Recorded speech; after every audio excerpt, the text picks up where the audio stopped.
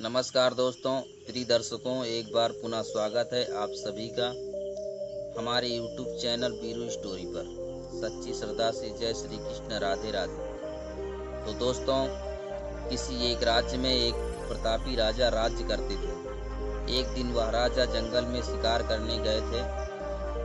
तो शाम को वापस आते समय उन्होंने देखा कि एक जंगल में एक महिला एवं दो पुरुष आपस में बहस कर रहे थे। तो राजा उनके पास जाकर कहते हैं, आप लोग आपस में बहस क्यों कर रहे हो और आप लोग कौन हैं? यह सुनकर पहला पुरुष कहता है, मैं कर्म हूँ। दूसरा पुरुष कहता है, मैं भाग्य हूँ। इसी तरह वह महिला भी कहती है कि मैं बुद्धि हूँ। इसके बाद वह महिला बताती है कि हम सभी के बहस की यही कारण है कि सब अपने अपने को सर्वश्रेष्ठ कहते हैं। लेकिन अब आप आ गए हैं तो इसका निर्णय आप ही कर दीजिए। आखिर सबसे श्रेष्ठ कौन है? उन सभी की बातों को सुनकर राजा कहते हैं, इस बात का निर्णय अभी नहीं होगा।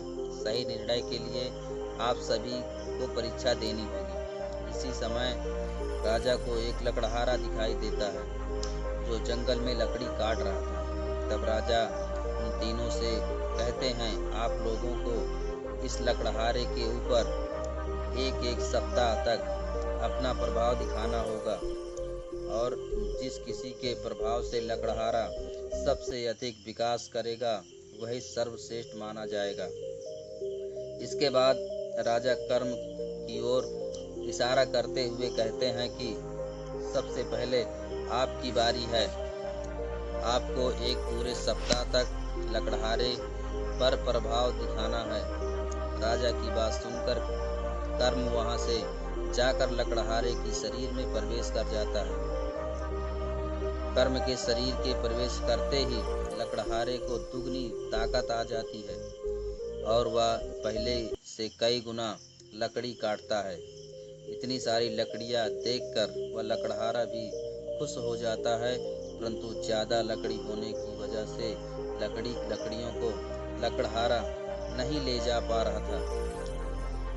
अब उस लकड़हारे से जितनी लकड़ी उठी वे बाजार में ले जाकर बेच देता है, परंतु उसको उतने ही पैसे मिलते हैं जितने प्रतिदिन मिलते थे। इस तरह लगातार एक सप्ताह तक वह लकड़हारा ज़्यादा लकड़ी काटता रहा, लेकिन उसे उतना ही पैसा मिलता क्योंकि लकड़ी ज़्यादा काटता था, परंतु बाजार तक उन सभी लकड़ियों को नहीं ले जा पा रहा था। एक सप्ताह बीतते ही कर्म लकड़हारे के शरीर में से अपना प्रभाव हटा लेता है।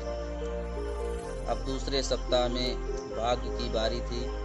भाग्य सोचने लगा, कर्म ने तो लकड़हारे को धनी नहीं बना पाया, परंतु अब मैं लकड़हारे को जरूर धनवान बनाऊंगा।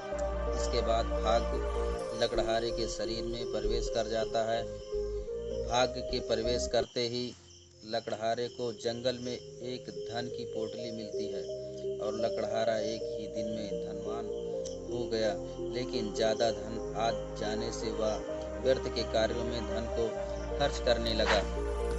लकड़हारे के पास धन तो आ गया था, परंतु उसको कैसे इस्तेमाल करना है, कैसे संचय करना है, इस बात का ज्ञान नहीं था और कर्म के चले जाने से के कारण लकड़हारा आलसी हो गया था और बुद्धि न होने की वजह से वह लकड़हारा व्यर्थ के कार्यों में सारा धन खर्च कर दिया। धन खत्म होते ही वह लकड़हारा पुनः गरीब हो गया। एक सप्ताह के बाद भाग्य का भी समय खत्म हो जाता है और भाग्य भी लकड़हारे के शरीर से बाहर निकल गया। अब बुद्धि कहती है, हे कर्म, तू भी लकड़हारे के साथ गया और भाग्य भी, लेकिन लकड़हारे का विकास नहीं हुआ। अब हमारी बारी है। इसके बाद बुद्धि लकड़हारे के मस्तिष्क में प्रवेश करती है। बुद्धि के आते ही लकड़हारे को बहुत सा ज्ञान मिल जाता है। उसका दिमाग पहले की अपेक्षा तेजी से काम कर रहा था। बुद्धि के आ जाने पर लकड़हारे ने अपने कुल्हाड़ी की धार तेज कर लिया और वह पुनः जंगल में लकड़ी काटने लगा। कुल्हाड़ी की धार तेज थी, जिसकी वजह से लकड़ी भी ज़्यादा काट लिया। इसके बाद लकड़ी को काटते समय जो छोटे छोटे टुकड़े जमीन में गिरे थे, उसे भी वह उठा लेता है और बुद्धि का इस्तेमाल करके उसने छोटी और बड़ी सभी लकड़ियों को एक रस्सी में बांध लिया और सभी लकड़ियों को खींचते हुए वह बाजार पहुंचा। लकड़ी ज़्यादा थी, अतः बेचने पर पहले से ज़्यादा पैसे भी मिला और बुद्धि आ जाने से उसने एक और कुल्हाड़ी खरीदी। अगले दिन नई कुल्हाड़ी धार तेज करके वह लकड़ी काटने लगा। जब एक कुल्हाड़ी की धार खत्म हो जाती तो वह दूसरी कुल्हाड़ी से लकड़ी को काटने लगा। ऐसा करने से दूसरे दिन ही वह बहुत लकड़ियां काट लेता है और दूसरे दिन पैसा ज़्यादा कमाता है। इसी तरह एक सप्ताह वह ज़्यादा लकड़ी काटता और बेचता रहा। इस तरह उसके पास धन भी इकट्ठा हो गया और अब पहले की अपेक्षा उसकी गरीबी भी दूर हो गई। अब लकड़हारा खुश रहने लगा। एक सप्ताह बीत जाने के बाद बुद्धि का भी समय समाप्त हो गया। अब राजा कर्म, बुद्धि और भाग्य से 3 सप्ताह बाद उसी स्थान पर मिलते हैं और सारी बातें पूछते हैं। वे सभी की बातों को सुनकर राजा ने कहा, आप सब में बुद्धि ही सर्वश्रेष्ठ है, क्योंकि बुद्धि के ही कारण उस गरीब लकड़हारे का विकास हुआ है। जिस स्थान पर बुद्धि हो वहाँ कर्म अपने आप ही पहुँच जाता है और जहाँ कर्म होगा वहाँ भाग्य भी आ जाता है। इसलिए बुद्धि सर्वश्रेष्ठ है।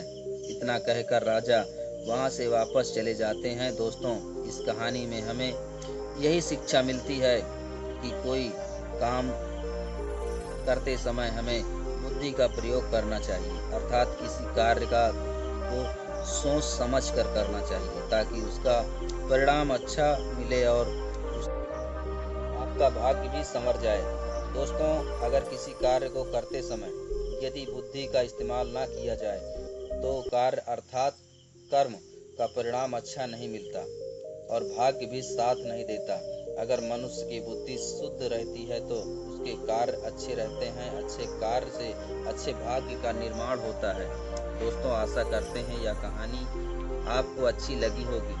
इसी तरह और भी ज्ञानवर्धक एवं पौराणिक कहानियों को सुनने के लिए कृपया चैनल को सब्सक्राइब कर लीजिए ताकि हम इसी तरह की नई वीडियो लाते रहें। धन्यवाद।